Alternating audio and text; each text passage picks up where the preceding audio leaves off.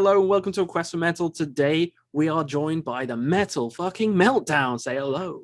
Hello everyone. I can't wait to infuriate every single one of you. What's changed? I know, right? Me existing infuriates people. I love it. I genuinely do. The comments are great though. Oh, it's amazing. I dug up this old comment the other day from someone. I don't remember where the video was from. It was just like, you're an indoor. And I guess they were trying to say idiot. I guess that's what they were trying to say. Yeah, so I found my response to it was like, wrong, I'm an outdoor. So I love angry comments. Bring them my way. And I look forward to angry comments because what are we talking about? Quest for Metal? What's the whole deal here? So today, while we've brought ourselves together, is we're going to talk about some death metal debut albums. We're doing our top 10 favorite death metal debut albums, and it's not in any order. I've kind of ordered mine, and I think you've ordered yours in release date. Was that correct? That's correct. So for those of you who watch the Metal Meltdown, y'all know me. I hate doing list videos. I've just arranged my thing from oldest to newest. So the stuff that came out in 1989 or 1991, that's first. Whereas the stuff that came out, let's just say purely hypothetically last week, we're talking about that last. Although there's nothing that new on here. My God. I'd be so surprised if there was something from last week on it. Oh, I would be too, because last week was kind of dry for death metal. That's true. That is very true. Whatever. So there's some asshole band that releases a demo every week that's like, this is it. This is the most brutal. And I think I should say too, we made a rule that all subgenres are fair game. So tech death is fair game, melodic death metal, brutal death, blackened death. Yeah. The only exceptions being death grind and death core, because technically those are genres of grindcore and hardcore respectively. Yes, correct. Other than that, it's all fair game.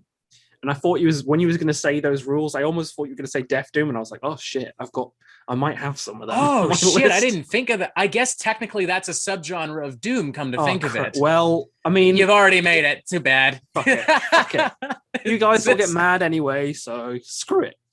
So anyway, I guess let's get started with your number 10 oldest release.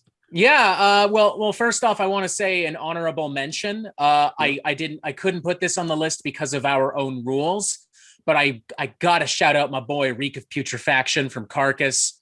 It's gore grindcore, whatever you want to call it, but it's also amazing and arguably just as influential on death metal as any other older record from Death or Morbid Angel or Cannibal Corpse or whoever.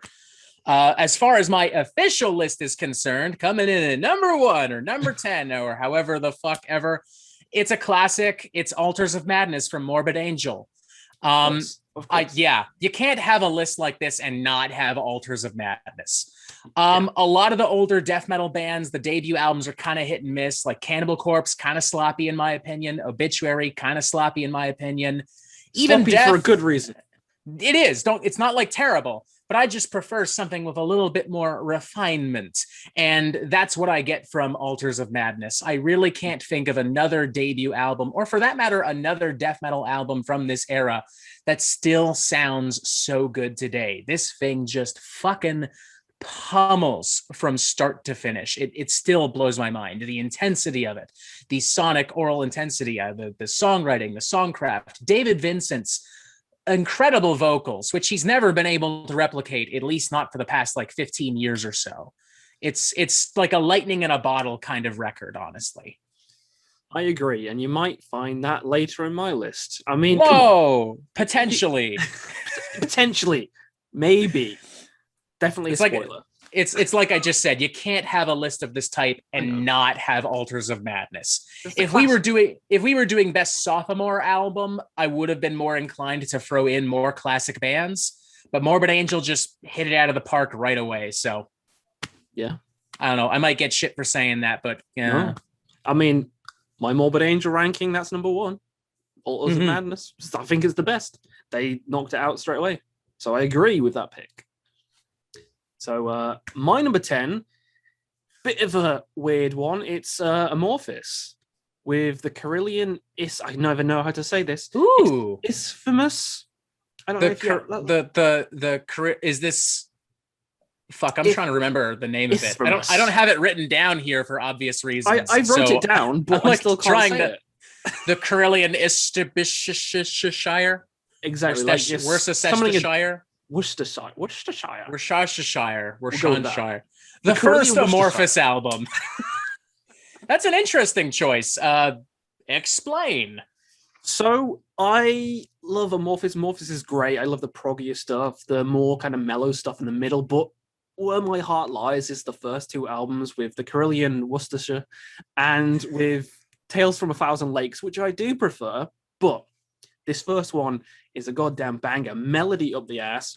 Death, the vocals are just so evil. I love it. Some songs I think I wrote down: The Gathering and The Sign from the North Side. Amazing. Love those two. The album as a whole just has this kind of evil feel throughout the whole thing. And they haven't been able to, I want to say they haven't been able to replicate it since, but they've gone the different way, kind of like Enslaved did. Where they went more black and then went... Yeah, it's almost not fair to say that they couldn't nail it because they haven't even tried. They've changed entirely. Much like, a lot of those older bands for that matter, like Anathema's the same way. They started off as like death doom gothic metal, and then they became like a lighter version of Muse or whatever the fuck. Yeah. Not that that's a bad thing because Anathema rules. But there is a certain evil, a certain atmosphere to that first record that is kind of unique. And it's interesting because when I talk to people about Amorphous, the go-to album is usually Tales from a Thousand Lakes. So that's an interesting choice.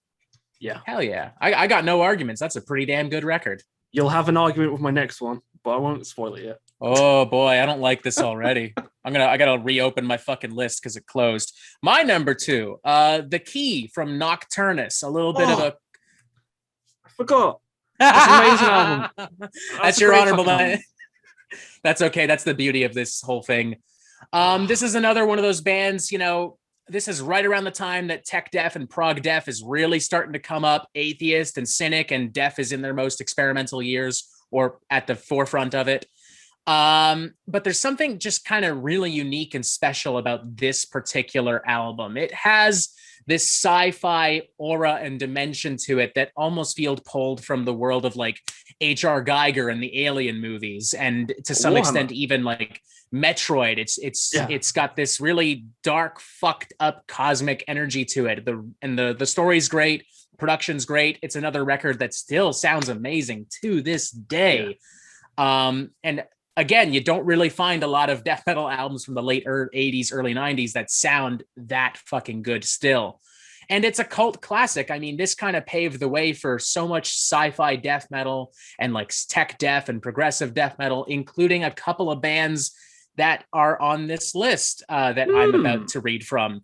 I think it's safe to say that without Nocturnus, there are 2 bands in particular on my list that don't exist. So it's kind of hard not to talk about prog death and tech death without this album, as far as I'm concerned. Yeah, I'm trying to think now what else you've put on your list because of that. You're gonna have to fucking wait, just like everyone else at home. You just gotta wait. That's the first death metal album with keyboards, isn't it? I don't know about the first per se, because I'm no historian. I don't fucking know, but if it's not the first, it's probably one of the first, and probably one of the most effective in utilizing keyboards.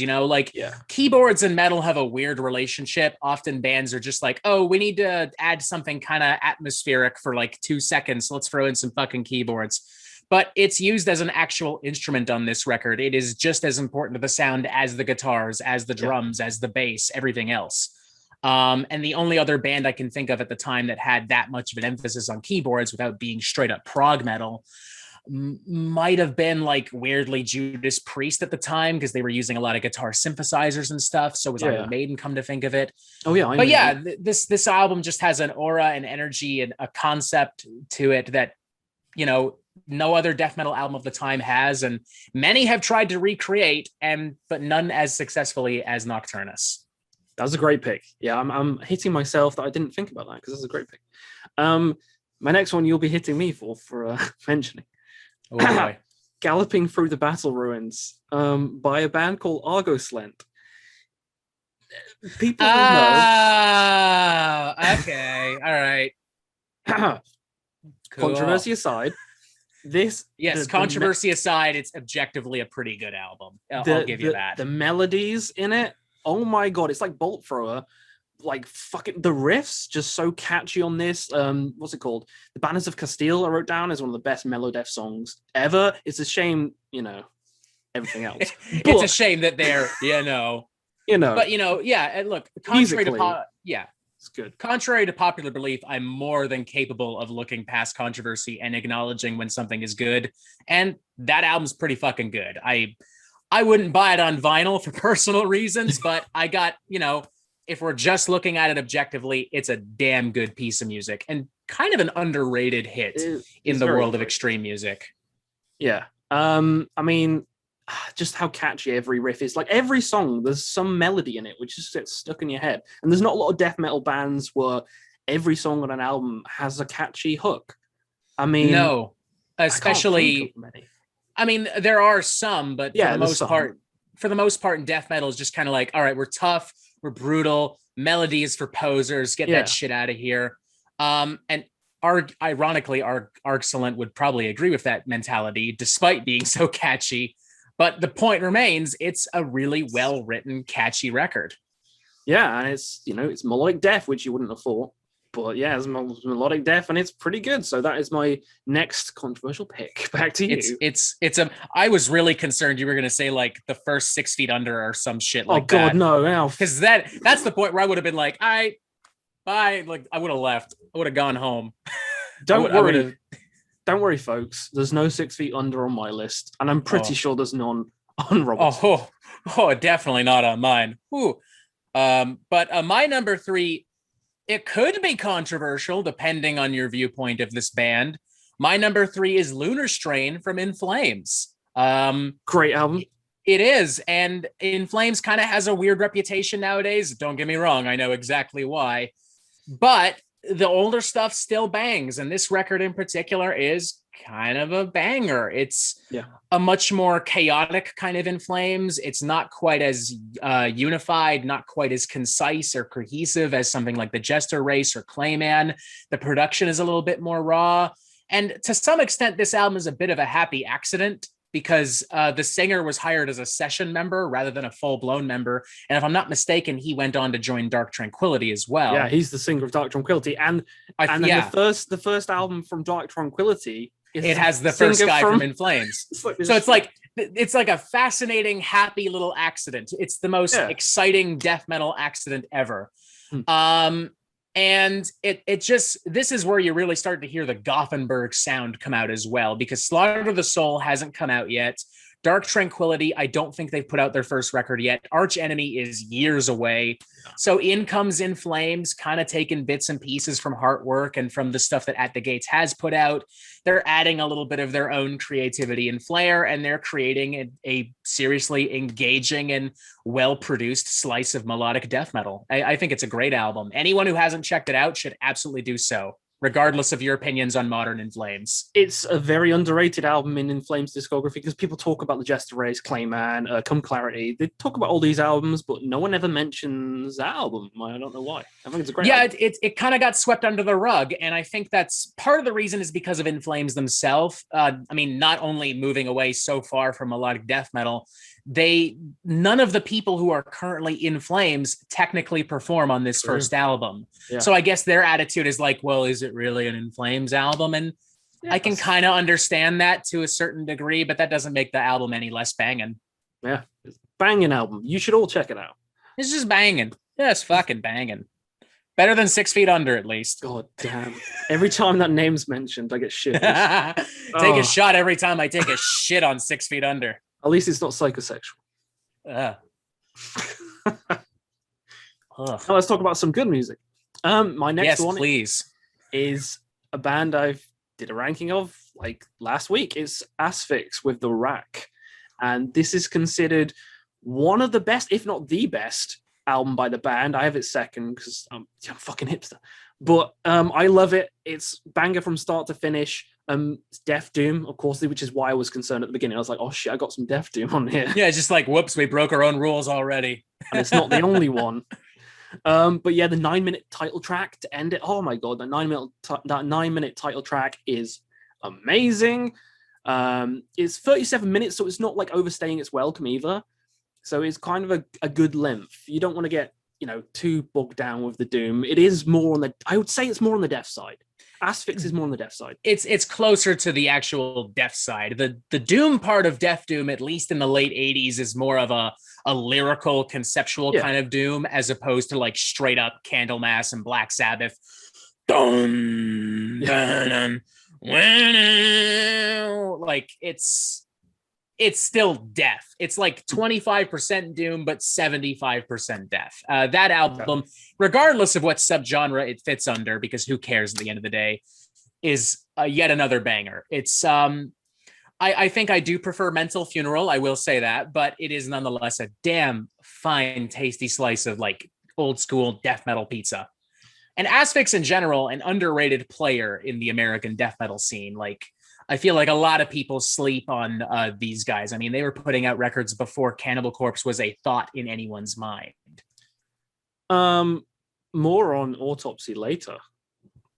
More on them later. Yeah, this is Asphyx. Oh, fuck. You said Mental Funeral. It's a different band. My brain. Yeah, that's my brain right there. My bad. You might see them again soon. Okay, cool. So just take what I said and put it over there. Copy and paste it to another one. That's my bad, ladies and gentlemen. Forgive me. I had a couple drinks earlier. But what else is new? Am I right? That's true. Anyway, back to your pick. Yeah. Now that I'm done ranting, let's get back to me ranting. Next one is another very underappreciated record. Some of you may have noticed that this was very recently added back to Spotify. It is Winds of Creation from Decapitated. This is, death metal is in kind of a weird funk when we get to the 2000s. Brutal death metal's kind of taken over, but a lot of it's very derivative and repetitive. It's just whatever, who gives a fuck? But Decapitated kind of find that sweet spot. They're very technical. They're very brutal. There's a little bit of a blackened edge to it as well. The riffs are very groovy, and they're able to combine all of this together without compromising their edge, without sounding pretentious. It's just a really super tight, badass, nasty record from start to finish. I got a couple songs from this record on my workout playlist. It's just that fucking banging. It does go hard. Oh, it goes so fucking hard. And Earache Records for a long time didn't have this record, as well as a lot of other Decapitated stuff on Spotify. But now, literally, as of this week, it's back on there. So if y'all don't know what I'm talking about, get the fuck over to Spotify and say hello. Listen to the man. Do it. Listen to me, except when I fucked up on that record 5 minutes ago. But other than that, listen to me. Hey, I mean, to your credit, Asphyx and Autopsy both sound pretty fucking sick. Yeah, I mean... Thank you. There's still going to be one motherfucker in the comments that's going to be like, how dare you make a mistake? How dare you? And how dare you own up to it literally minutes later? Shame on you. That's a great pick. I saw Decapitated at Bloodstock right before they had that kind of controversy with the tour bus. Oh, yeah. Yeah. Yeah, I saw them. And I think it was at that show where it happened when...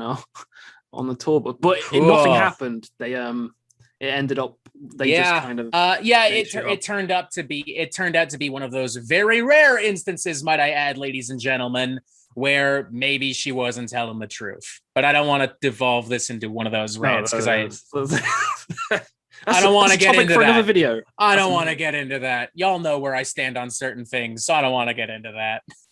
Anyway, great show by Decapitated, and they always hit hard on that album. Is fucking amazing. Mm-hmm. So let's move on to my next one, which may be from Canada. It might be from Canada. It might be Cryptopsy. Yes. Blasphemy Made Flesh, motherfucker. Great record. So goddamn good. Almost rivals None So Violent, in my opinion. Not quite, but almost. It's a close runner-up. Like None So Vile gets the gold, but Blasphemy gets the silver. Very close silver, because some of these songs, and Lord Worm's vocals on it, his vocals on every album he's done. Come on, it's Lord Worm. Oh yeah, hating Lord Worm, it's like hating apple pie. It's like hating puppies. Like what human being could possibly hate Exactly. that? He's just a fucking animal. It's such a shame that he hasn't done much beyond Cryptopsy. I know, yeah. Because the dude is just a fucking animal. And that album especially is just, it's amazing. Y'all know me. I suck dick for any fucking Canadian death metal band out there. I'm Canadian. Shame on me, you know? But that record is a fucking banger from start to finish. Like, what's the Abigail, the song? Oh, that's such a good fucking song. Born Headless is great as well. There's too many good songs. Technical. It's really chaotic and technical, and just the screams. Everything about it shouldn't be pleasing to the ears, but it is. But it is. That's kind of like the point where brutal death metal kind of starts to emerge as a real thing too. Yeah, because you did have Suffocation and arguably Cannibal Corpse, but Cryptopsy were a little bit more primal, a little bit more violent, a little bit more grisly, brutal, I guess, for lack of a better word. You know, it's just brutal. It's just fucking nasty, brutal. Anyway, back to you. Back to you. Yeah, I gotta open up the thingy. It's Asphyx. No, it isn't. So the 2000s is kind of, in my personal opinion, kind of a not so great time for death metal, which isn't to say that there aren't some bangers here and there, but in general, it's kind of dry. Yeah. But there is one exception. There's one album that stands out big time right near the end of the 2000s, and it's from a band that is no longer a death metal band. This is The Horror from Tribulation. Oh. Many of you will recognize Tribulation nowadays as kind of, a black and roll, melodic black metal, goth metal, whatever the fuck you want to call it kind of band. And I love that shit too, don't get me wrong. But there's a really sinister, chaotic energy to this horror record that is slept on fucking big time. If I had to redo our underrated albums video, I would add this album to the list, honest to God. This is some of the most hellish blackened death metal I think I've ever heard. No exaggeration. Just slaughters start to finish with fantastic riffs, great songwriting, great melodies. Like you can actually hear little flickers of what would become of Tribulation here. Some of those more melodic and progressive tendencies. It's just a fantastic record from start to finish. If you love 2000s Behemoth, but you're looking for something more cult, I guess, for lack of a better word, this is it. This is it right here.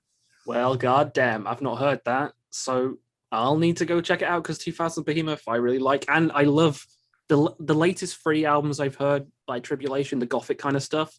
I love all them, so it'd be cool to hear them in a different light, I guess, more heavy. Oh yeah, I mean, and then that's where most people recognize them from, is from like, I can't remember which one.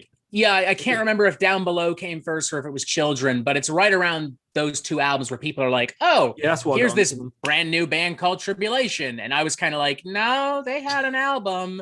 I remember when they went on tour with Watain back in like 2012, and they were still kind of a death metal band. So yeah, it was a hell of a show. I remember, I was actually just talking to a buddy about this. I remember because it was Thanksgiving weekend in Canada, and it was Watain, In Solitude, Tribulation, and we waited outside in the cold for like 4 hours because we were dumbasses.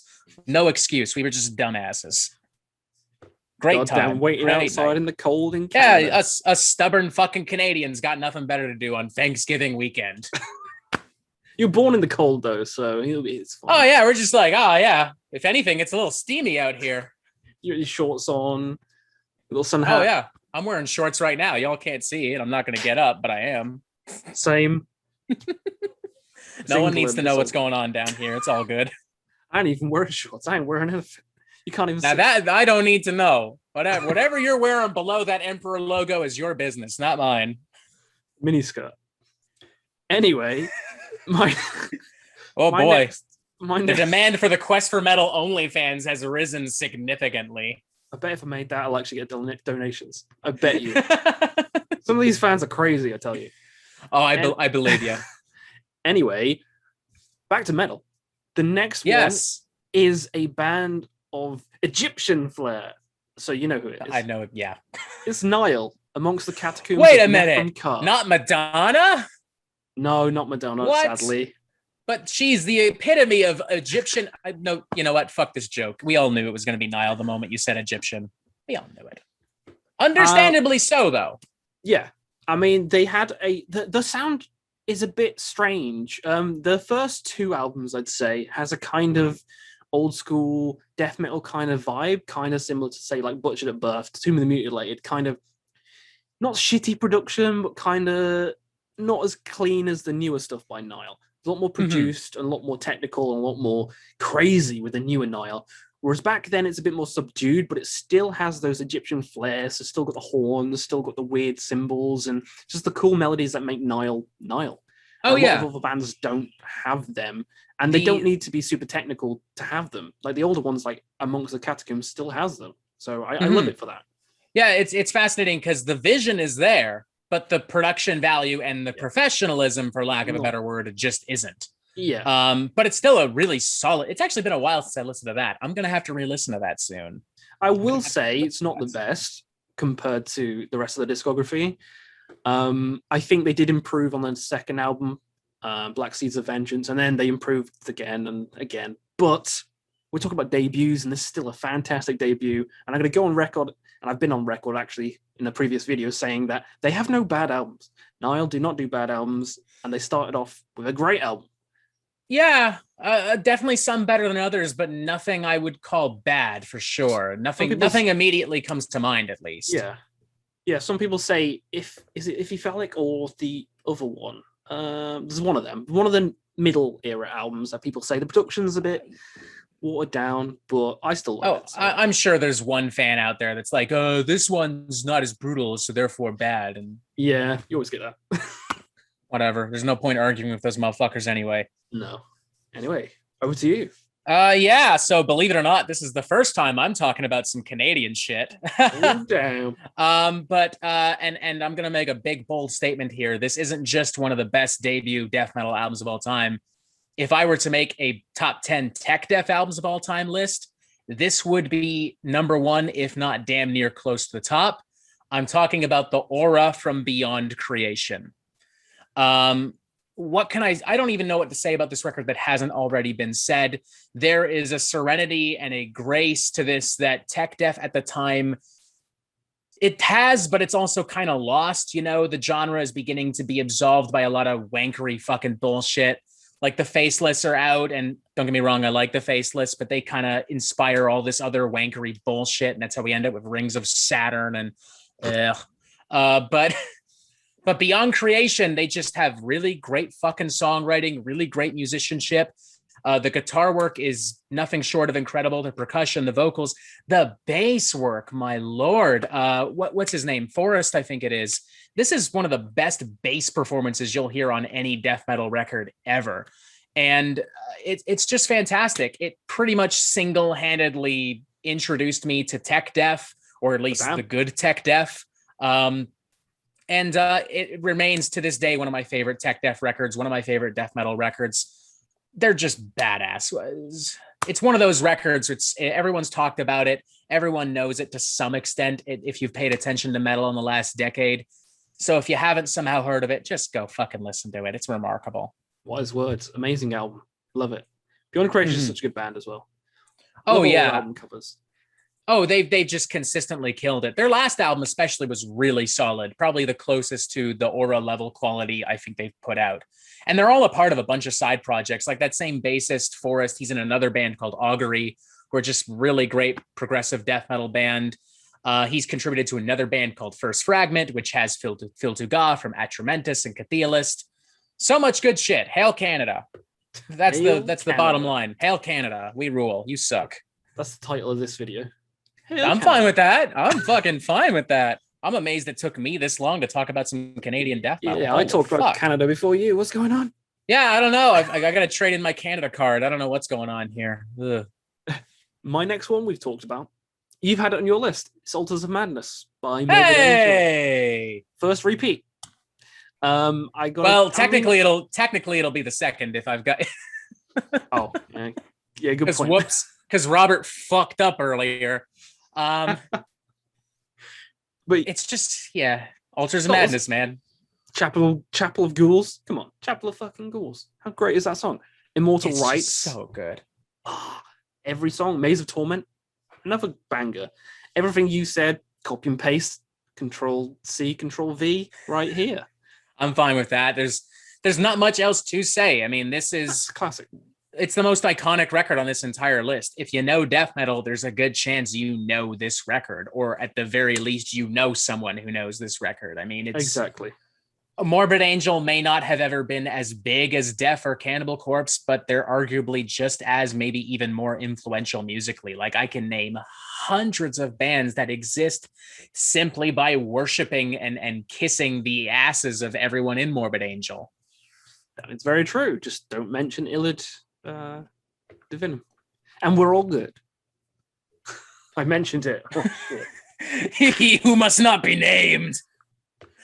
God, fuck that album. Fuck that album. Yeah, Jamie Horsefly loves it. He's gonna Shame on him. He's gonna put it top. Shame. How though? How? I don't want to go off topic here, but like how? How does that even happen? I showed it him as a joke, and he was like, even at its best, it is still garbage. Like, half of that album is the most overproduced fucking static rock, fucking Static X bullshit ever, and the other half is just like, oh, we're gonna try to convince the death metal fan base that we're still death metal by just plastering the sound with as much percussion and as much fucking bullshit as possible. It's such a fucking. There's no actual songwriting on there. They're just like, throw shit at the wall and see what sticks. I hate it. Hate it. Rather listen to Saint Anger on repeat. I probably would too, honestly, and I hate that album too. Yeah, same. We're getting way off topic. I got to switch gears here. Back to you. Going back to Morbid Angel, no. The next one for me is The Chills from Horrendous. This is a death metal band that's been, I love the artwork as well. Oh, it's so good. Yeah. These guys, I came to know them primarily through Icon. That's probably still my favorite Horrendous record, for the record. But there's a certain charm to this debut album that is, it's very unique. It's very special. This is kind of before the old school death metal worship kind of starts to really come into play. It's before Tomb Mold and Gatecreeper and another band that I might mention. Blood Incantation. Oh, who knows? Maybe. I don't know. Got him. And it's just, I don't even really know what to say about it. It's just great. It's just tons of great songs, tons of great riffs, tons of great guitar solos. It kind of captures the spirit of old school death better than any number of death copycat bands. There's a little bit of that technicality that we come to expect from later Horrendous on here as well that makes it very intricate and cohesive. It's just a great record. I don't even have much else to say. Just banger. It's a fucking banger, man. Horrendous. That's fucking banger. Yeah, I agree with that one. Every album they've done. I can't remember the name of the one they did before Icon. It had like the skull head thing and the rib cage that was being torn apart. That was sick. That was a great fucking record too. Oh my lord. Speaking of being torn apart, my next one is Autopsy. Hey, we kind of technically talked about this because Robert fucked up. Same, it's Death Doom. Go into more detail though, because why not? We're here.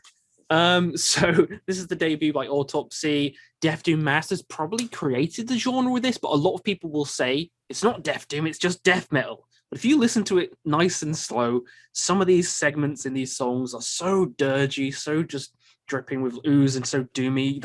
It has to be Death Doom. It has to be fucking Death Doom. There's definitely a lot more doom than death here, at least in comparison to the aforementioned Asphyx, which are definitely not the same band, despite what Robert says. It's a great record. It does sound like I'm going to have to re-listen to some of these older records from both of these bands because they're both fantastic. Yeah, so they're both. You'll have a good time. You'll have a good time. I think I can be forgiven for confusing one great record with another great record. Yeah. Ultimately, I hope so. What did I write down? Charred Remains, amazing song. I love that song. It's probably my favorite one on the album. Embalmed is fantastic. The art, we'll talk about ripping apart. The original art has got like the Hellraiser thing with all the chains in the guy, and he's just ripping the guy's face apart, like in Hellraiser, the first Hellraiser. So I love that art. They kind of redid it with the surgery guys. I don't know if you've seen that album cover. All these kind of demon, like zombie surgeons with like the eye and the... it's iconic. Doing like an autopsy on someone. I love both of them. No pun intended, eh? Yeah, no pun intended. But yeah, both great arts, and Severed Survival, amazing album. It's back to you. For me, we're getting even more modern with me. We're going Starspawn, Blood Incantation. For some reason, when I reviewed Hidden History, people assumed that I hated the record because I had the audacity not to give it a 5 out of 5. That's not true. I loved that record. And I wanted to learn more about Blood Incantation, so I went back and listened to this record, and holy shit, I love this one if as much, if not even more, than Hidden History. It's just yeah, a part of me wants to say it is. I mean, the production is certainly better on Hidden History. Yeah, but this album feels like I'm lost in the void of space. This album feels like I'm on some really fucked up interdimensional journey. I am lost in the dark dimension, and I just have to pray that. Yeah, and I just have to pray that Blood Incantation will eventually help me find my way back home. Spoiler alert, they never do. They just fucking pummel you with nasty riffs and breakdowns and insane percussion and cosmic songwriting. Yeah. It's just a fucking trip. And I mean that in the literal sense for my legal Canadian citizens who can smoke substances. Because I would never encourage something, depending on where you live in the world, because it may or may not be legal. But if you happen to live somewhere where it is legal, you know, just give it a shot. Not legal in here. Not legal in these parts, son. It is legal in these parts. So to all my Canadians, fucking light it up. Go nuts. Jelly. To everyone else, make sure you follow the law. Yeah. But don't actually fuck the police. Go break something. That's the true rock and roll spirit. Break something. Underground. Yeah. Listen to NWA. That's the most, dude, NWA are like the most fucking rock and roll hip hop band of all time. Because they were just like, fuck everything. Fuck everything. That dude's pissing you off. Fuck him. That's punk rock, man. Yeah. It's punk rock. We're going to get some posers and listen to other music. I love a bit of Ice Cube. Oh, yeah. It's fucking great, man. But Ice-T just won a Grammy last night for Best Metal Performance. Yes. Body Count. Fucking crazy. I love that album. I actually reviewed that album. I don't really review stuff, and I reviewed that album because it was really fucking good. Oh, it's great. I gotta say, I was hoping it would go to either Poppy or Code Orange, but I won't argue. Code Orange. I won't argue with Body Count. The dude's worked his ass off for years. I won't argue with Ice-T. I mean, I thought it should have gone to Power Trip, seeing as O'Reilly died. I was oh, yeah, that seems like a pretty safe bet, honestly. But maybe that's also why they didn't do it, because they were like, it might be too obvious. Like if Power Trip gets a Grammy, I know, but that happens a lot. Is the Grammys will just be like, oh, we'll give this to someone because he died. Like, let's put it this way. Let's put it this way. David Bowie never won a Grammy while he was alive. Never. He won 2 after he died. So, Grammys are bullshit. Then fuck them. The more importantly, they're fucking crap. But you know, they gave Jethro Tull fucking Grammy of Metallica, didn't they? I like how we're not even talking about death metal anymore. Just like, oh yeah, Body Count, the Grammys, fuck the police. Oh yeah, let's get back on track. Whose go is it? Fuck, is it my go? I just went, so it's your go, and this should be your last pick. Come to think of it, 1, 2, 3, 4, 5, 6, 7. No, there's 2 more. I think it's 10, wasn't it? Yeah, I've listed off Morbid Angel, Nocturnus, In Flames, Decapitated, Tribulation, Beyond Creation, Horrendous, Blood Incantation. I only got 1 more. Did we skip a couple from you? I'm trying to count. 1, 2, 3, 4, 5, 6, 7, 8, 9. No, I've still got 3 more to go. All right. Well, you know what? Why don't you just go through them all then? Go through them all right now. Okay. Carillion, whatever. Galloping Through the Ruins, The Rack, Blasphemy, Amongst the Catacombs, Altars of Madness, Severed Survival. I got 3 more.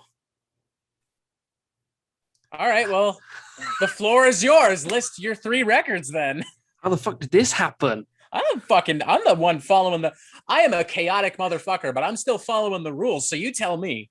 God damn. Anyway, I guess the next one was Like an Ever-Flowing Stream by Dismember. Swedish death metal, melodic, one of the best, probably my favorites. I just realized I don't have Entombed on here. Anyway, Like an Ever-Flowing Stream is especially because anyway, Like an Ever-Flowing Stream, fantastic album. Love the art, got the shirt. I mean, it's one of my favorite albums by the band. They can never do any wrong. Well, I mean, they're pretty much melodeath masters. The melodies in every single song on the album just blows my mind. I don't know if I'll say master. We might have to agree to disagree on there, but Dismember definitely an underrated gun in the world of melodic death metal and in the Swedish death metal as a whole. That's actually a record I got to re-listen to. It has been a while. It's so good. Should I do my second one and then? You may as well. Like I said, the floor is yours. You got all these records to catch up on. My next one, number 2, mine's actually in order. My number 2 is Effigy of the Forgotten by Suffocation. Come on. Can't go wrong with that. I had some Cryptopsy, now I got to have some Suffocation. They go hand in hand. Technical, brutal slamming. Fucking the vocals just insane. Fucking sane. Leisure of Inveracity. Infecting the Crypts. I gotta say, I prefer Suffocation to Cryptopsy. Yeah, overall, I'd agree with that, actually. Overall, discography-wise. Overall. I mean, I love the Lord Worm stuff. Mike DeSalvo had some great records with them, too, contrary to popular belief. But ever since the Mike DeSalvo era, it's been kind of like, But Suffocation remain really consistent, and this early era especially is just... Yeah. Like this Mike, and Pierce from Within. Oh, come on. Oh, my Lord. They just knock it out of the park. And even some of their semi-modern stuff, like Blood Oath, is heavy as holy goddamn hell. That album is just overflowing with grooves and riffs. It's just fucking heavy, amazing, man. It's goddamn heavy. Yeah, it's one of those rare instances where I just got to go, it's brutal. It's just fucking brutal, dude. It's brutal. Have you done your number 1? No, the floor is yours. You may as well finish off since we skipped all your shit, apparently. Okay, let's just do it. Let's just do the number 1 right now. You already know what it is. I really don't. Really? No, I don't know. Did you? Unless you already said it. I have theories, but I don't know. All right. It's a band called Death. Yeah. Okay, yeah. Scream Bloody Gore. It's my favorite death metal album of all time. So, of course, it's going to be here. Is it really? Yeah. Like, that's easily number 1. That's number 1 for any death metal album. Even though it's probably the least death metal out of all these albums. It's the most thrashy, to be honest, compared to most of these albums. An argument could be made. But to be fair, death metal for a while is, no one wants to say it, but death metal for a while is kind of just thrash, but with less technicality. Yeah. Like gory lyrics. That's why when people talk about, Possessed are the fathers of death metal, I'm like, no, not really. They're death in the same way that Venom is black metal. They are, but not really. Not really. But I love every song on Scream Bloody Gore. I love the artwork. I love the songs. Mutilation, Zombie Ritual. Oh, it's great. It is funny though, because that is probably my least favorite Death record. I gotta say, it's a lot of people's least favorites, to be honest. So I'm fine with that. But I love every song on it. Evil Dead. And to be fair, that's one of those bands where you could pick any single one record and say it's their best, and it's hard to argue because they just have a perfect discography. Like every single record hits. Someone says Symbolic's the best. Yeah, sure. Human's the best. Yeah, sure. My personal favorite was Sound of Perseverance for a long time. Yeah, I don't know. It's all great. It's all just great, man. How do you argue with that? Can't argue with any death. Who's going to be that one asshole that's like, no, you're all wrong. We've had some of the videos. As soon as I said that, I should have realized. There's only one good death album. Oh, fuck whoever said that. Exactly. And does that mean we're officially back to me, or do you have other records to catch up on? No, we're good now. Back to you. I like how you invite me back on the channel, and very quickly this becomes one of your most chaotic videos fucking ever. It's fascinating because this is usually how my interviews pan out. It's like, I ask the person about the album, I ask them about the tour, then we go home. And then halfway through the interview, it's like, what'd you think of Castlevania? I like pizza. So it's fitting to a certain extent. My final album is another modern one. Sorry, old school death metal nerds. It's the most modern, and in my opinion, this band is one of the hottest things to come out of death metal in the last couple of years. I'm talking about Animus from Venom Prison. Ooh. I love everything this band is doing. There's a little bit of a black metal edge. There's a little bit of a deathcore, metalcore edge. The riffs are heavy as holy fucking hell. Larissa Stupar's vocals are fucking next level nasty. I like how much more provocative and poignant their lyrics are. They're pulling from personal struggles and from their own political beliefs. Oh, it's political. Oh no. And it's just fucking vicious, man. Like, there's been a lot of great death metal in the last 5 or 6 years. Tomb Mold, Gatecreeper, Immortal Bird, Necrot, the aforementioned Blood Incantation, the aforementioned Horrendous. But this Venom Prison's cream of the crop for me. They just consistently knock it out of the park. And it all began with this album.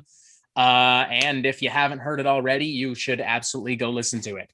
Samsara. Is Samsara the other one? I love that one as well. Samsara would be their second album, yes. And it was incredible. That was one of my favorite albums in 2019. And I don't want to spoil nothing, but I've got a little sneak peek of their next album, and it's unfinished. It's pretty raw. Don't ask me how I got it, because I'm not legally allowed to tell you, but it's pretty good.